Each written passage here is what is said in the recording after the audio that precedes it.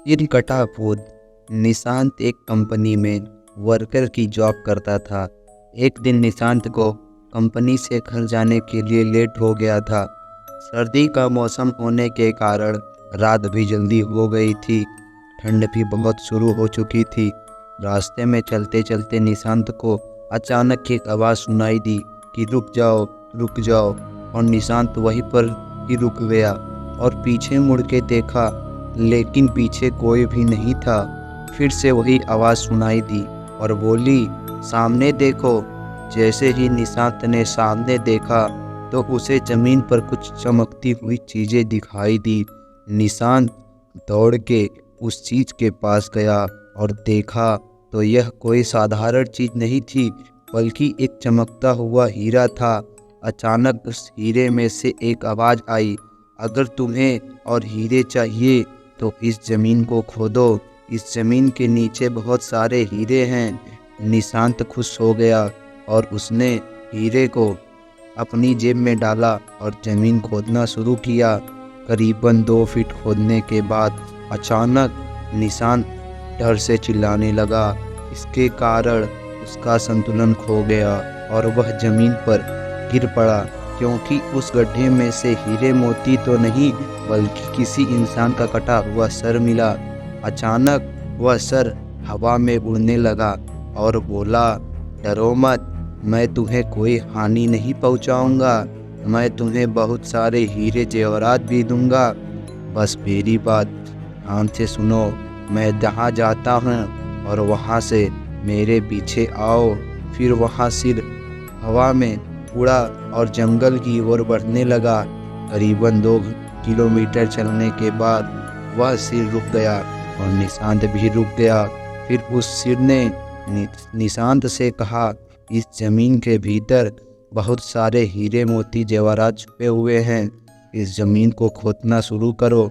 और निशांत खुश हो गया और उस ज़मीन को खोदना शुरू किया। खोदते खोदते उस ज़मीन के नीचे हीरा मोती तो नहीं मिले, बल्कि उस कटे हुए सिर का फिर धड़ मिला। और उस सिर ने कहा, अब तुम्हें एक आखिरी काम करना है, उसके बाद मैं तुम्हें माला माल कर दूंगा।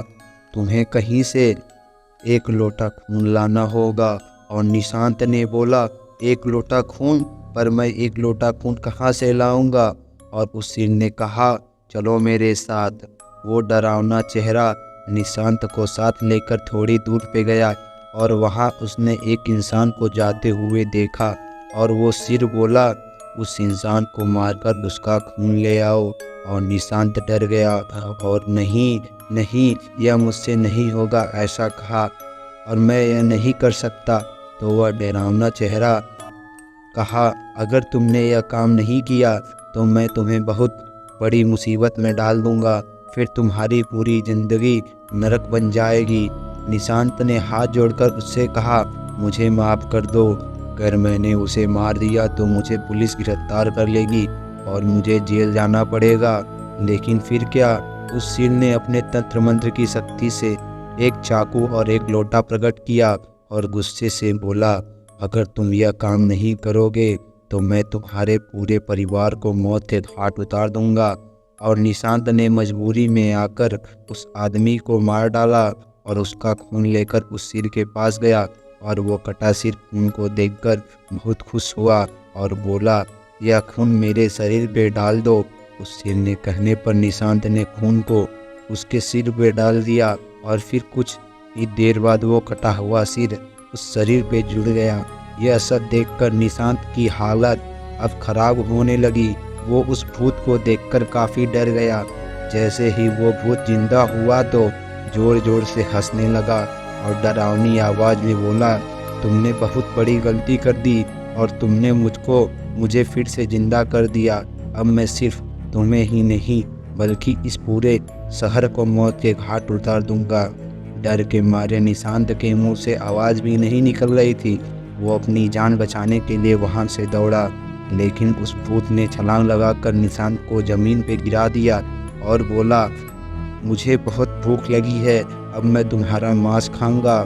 जैसे ही उस भूत ने मांस खाने के लिए आगे बढ़ा कि तुरंत ही उसका सिर धड़ से अलग हो गया और निशांत समझ नहीं पाया कि आखिर यह चमत्कार कैसे हुआ।